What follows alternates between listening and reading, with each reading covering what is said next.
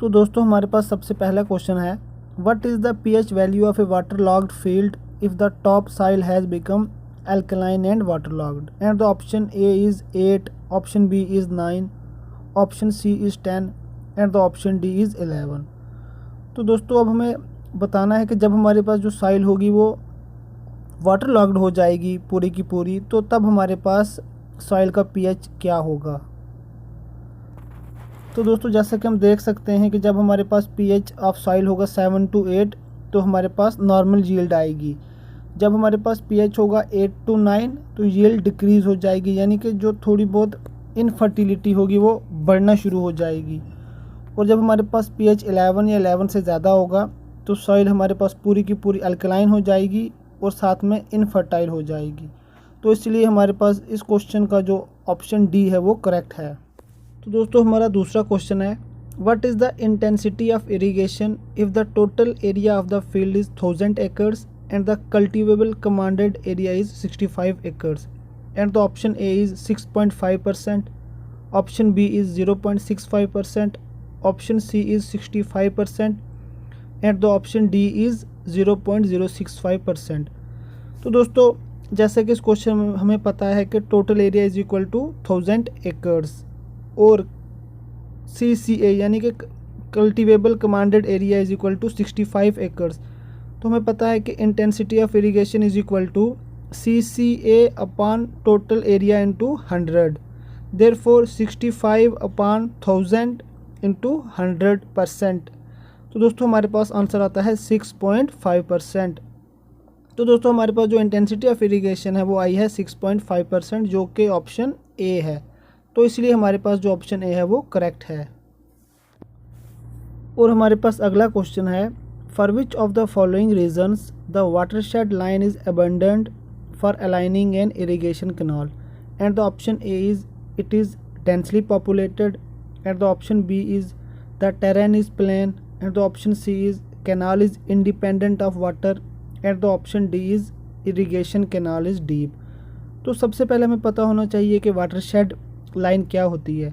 तो दोस्तों तो वाटरशेड लाइन ऐसी लाइन होती है जो कोई भी जो हमारे पास दो रिवर्स हैं या फिर जो कोई भी हमारे पास दो स्ट्रीम्स हैं जो उनके कैचमेंट एरियाज़ को जो लाइन डिवाइड करे, उस लाइन को हम बोलते हैं वाटरशेड लाइन। तो जब भी कभी हमारे पास जो वाटरशेड लाइन है और उसके आसपास बहुत ज़्यादा लोग रह रहे हैं तो फिर हम जो भी कैनाल होती है हम उसको वहाँ से नहीं गुजारते। तो इसीलिए हमारे पास जो ऑप्शन ए है वो करेक्ट है। And the next question is, a channel has a mean velocity of 0.6 meter per second, which will keep the channel free from silting and scoring. This means the velocity is referred as, option A is critical velocity, option B is terminal velocity, option C is scoring velocity and the option D is settling velocity। तो हमें यहाँ पर एक ऐसी velocity दी गई है जिस velocity से ना ही तो हमारे पास चैनल में स्कोरिंग होगी और ना ही सिल्टिंग होगी। तो जैसा कि हमें क्रिटिकल वेलोसिटी की डेफिनेशन से मालूम होता है, it is the mean velocity which will keep the channel free from silting and scoring. तो इसीलिए हमारे पास जो ये वेलोसिटी दी गई है क्वेश्चन में 0.6 मीटर पर सेकंड, ये है क्रिटिकल वेलोसिटी जो हमारे चैनल को स्कोरिंग और सिल्टिंग से बचाए रखेगी। तो इसलिए हमारे पास option A is correct. And the next question is, the depth of water standing for crop during the time the crop grows in the field is defined as, option A is duty, option B is crop, option C is delta and the option D is base period. And the correct option is C, delta. As we know, delta is defined as the total depth of water required by a crop to come to maturity. And the next question is, what is the moisture depth available for evapotranspiration in root zone of 1 meter depth soil if dry weight of soil is 1.5 gram per cc, field capacity is 35% and the permanent wilting point is 15%. And the option A is 450 mm and the option B is 300 mm, option C is 200 mm, and the option D is 150 mm। तो दोस्तों जैसे कि हमें पता है depth of water is equal to gamma D into small D upon gamma W और bracket में है field capacity minus permanent wilting point, where gamma D is the dry unit weight of soil and gamma W is the unit weight of water and D is the depth of soil. जैसा कि हमें पता है कि dry unit weight of soil हमें दिया गया है 1.5 gram per cc and we know unit weight of water is equal to 1 gram per cc. तो जब हम ये वैल्यूज़ डालेंगे इसमें तो हमारे पास आंसर आएगा 300 mm। Therefore the option B is correct which is 300 mm। And the next question is irrigation canals are aligned along with which of the following geographical feature? And the option A is straight line, option B is valley line, option C is contour line and the option D is ridge line। तो हम अक्सर अपनी जो irrigation canal होती है उसको हम align करते हैं अलॉन्ग रिज लाइन, जिसको हम वाटरशेड लाइन भी बोलते हैं। Therefore, the option D is correct. And the next question is, which of the following is the Kennedy critical velocity equation? Option A is 0.55 m d की power 0.64, option B is 0.55 m d की power 0.56, option C is 0.64 m d की power 0.56 and the option D is 0.64 m into d की power 0.64। तो दोस्तों जैसा कि हम सब जानते हैं कि critical velocity given by the Kennedy is V not equal to 0.55 m into D की power 0.64, where V not is the critical velocity in channel, small m is the critical velocity ratio and capital D is the depth of channel in metre. Therefore the option A is correct which is critical velocity is equal to 0.55 m into d की power 0.64। and the next question is the delta for a crop having base period of 100 days is 75 centimeter, what is the duty?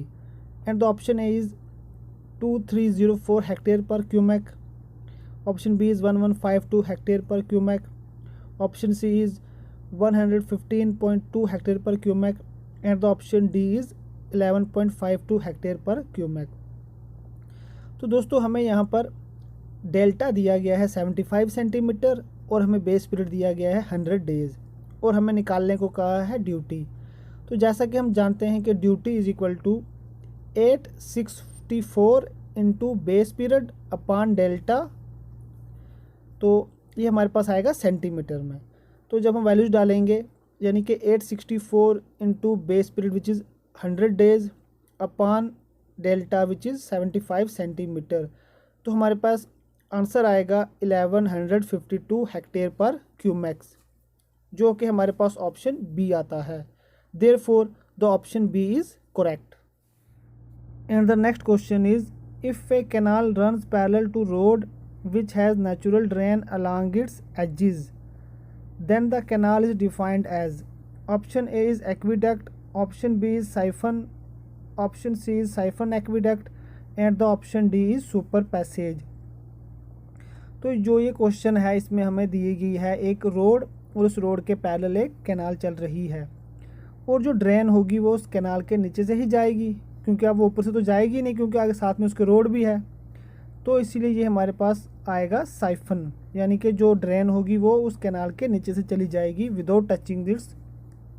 without touching the bed of the canal। Therefore the option B is correct।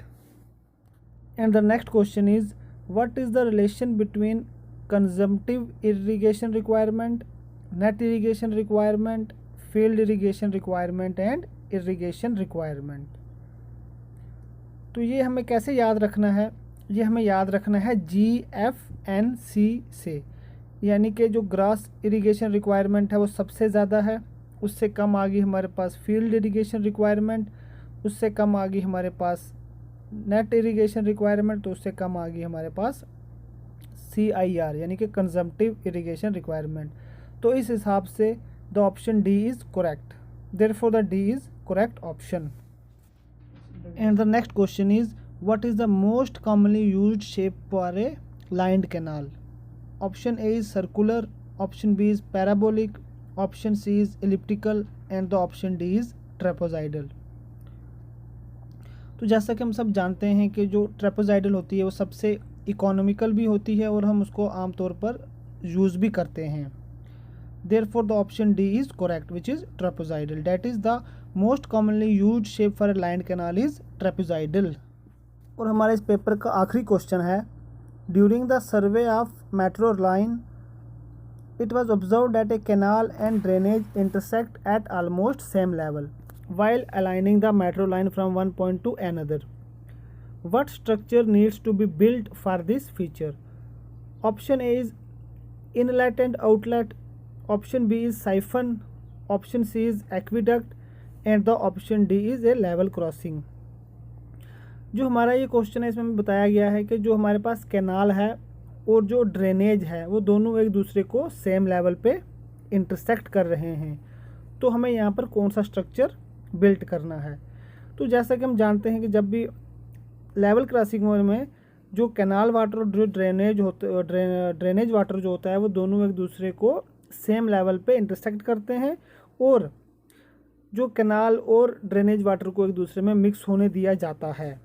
तो इस question का हमारे पास answer आएगा D, जो कि है level crossing.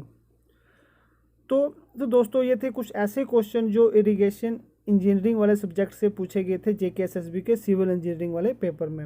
उम्मीद करता हूँ आपको वीडियो पसंद आई होगी। अगर आपको वीडियो पसंद आई है तो प्लीज़ इस वीडियो को लाइक कर दें और इसी तरह की सिविल इंजीनियरिंग के रिलेटेड हम कुछ और वीडियोज़ को देखने के लिए हमारे यूट्यूब चैनल को सब्सक्राइब कर दें। और आपका बहुत बहुत शुक्रिया आखिर तक इस वीडियो को देखने के लिए।